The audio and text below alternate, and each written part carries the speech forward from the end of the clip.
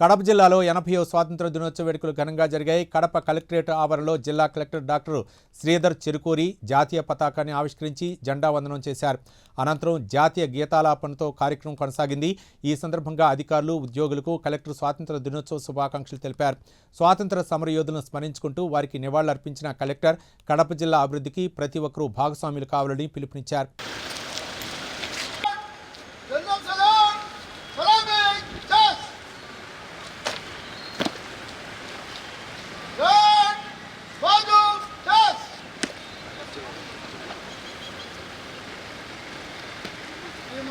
आपके लिए आज हाजिर है।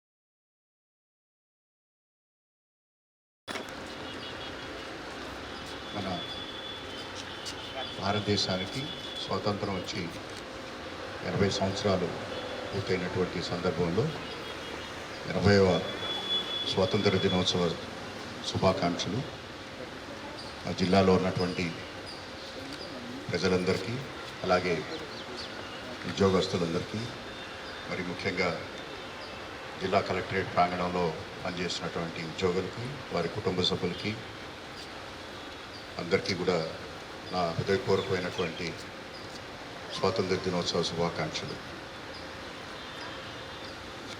ఎన్నో త్యాగాల ఫలితం సాధించుకున్నటువంటి గత 80 సంవత్సరాలుగా ఎన్నో ఒత్తిడులను తట్టుకొని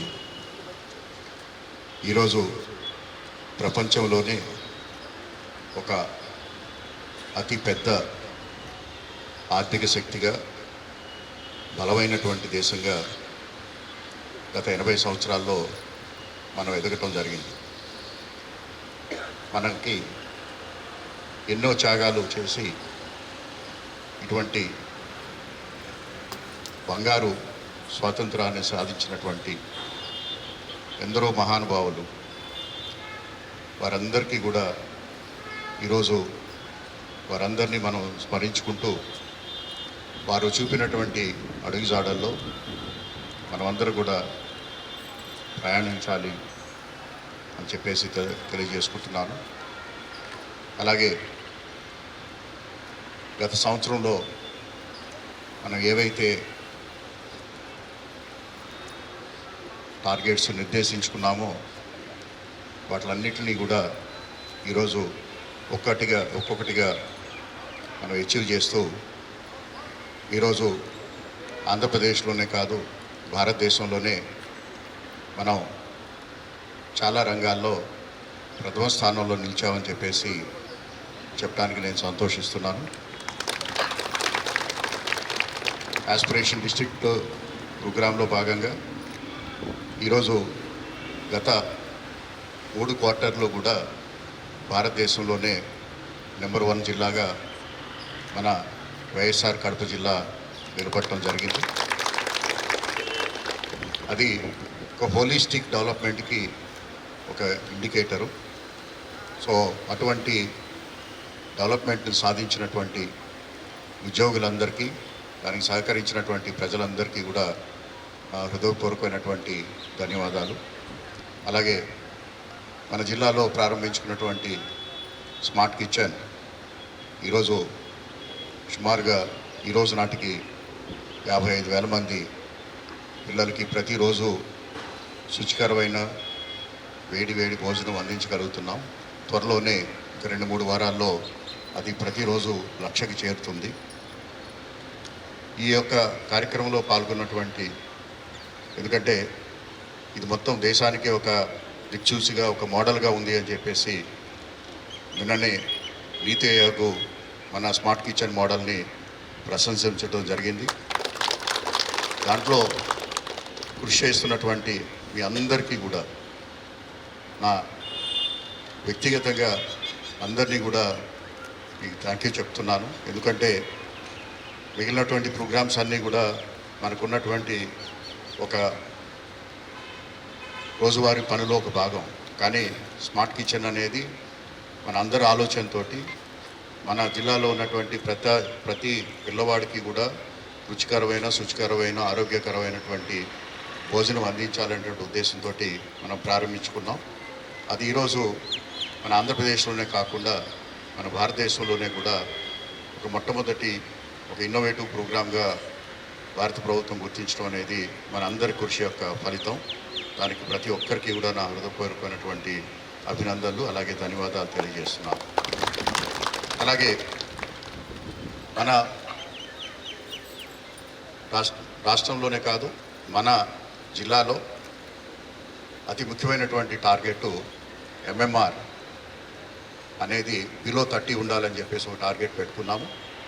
సో అది కూడా మనం 27-28కి ఈ సంవత్సరం రీచ్ అవ్వడం జరిగింది. That's an important social indicator. దాన్ని కృషి చేసినటువంటి వైద్యులకి, అలాగే ఐసిడిఎస్ సిబ్బందికి అందరికీ కూడా ప్రత్యేకమైనటువంటి అభినందనలు.